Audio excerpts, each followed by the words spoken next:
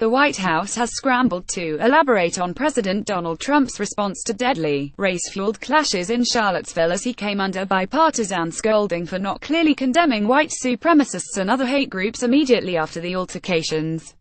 As the criticism grew, White House's aides were dispatched to the morning news shows on Sunday, yet they struggled at times to explain the president's position.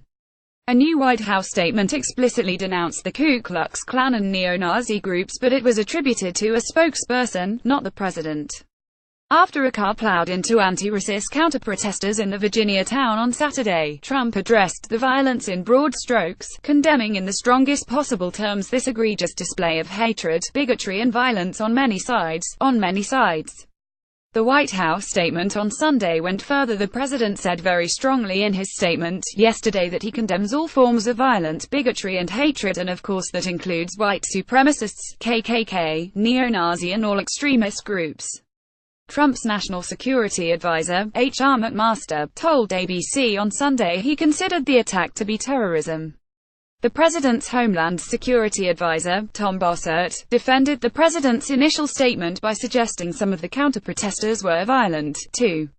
But when pressed during an interview on CNN, he specifically condemned the racist groups. Vice President Mike Pence was asked about the clashes during a news conference during a visit to Colombia and said these dangerous fringe groups had no place in American public life. The president's daughter and White House aide, Ivanka Trump, tweeted on Sunday there should be no place in society for racism, white supremacy and neo-Nazis. On Saturday, Republicans joined Democrats in criticizing the president for not specifically calling out white nationalists. Republican Senator Cory Gardner tweeted, "Mr. President, we must call evil by its name. These were white supremacists and this was domestic terrorism." Republican Senator Marco Rubio added, "Nothing patriotic about Nazis. The KKK are white supremacists. It's the direct opposite of what America seeks to be." Charlottesville Mayor Michael Steiner, a Democrat, slammed Trump's stance toward hate groups, saying on NBC he hoped Trump looks himself in the mirror and thinks very deeply about who he consorted with.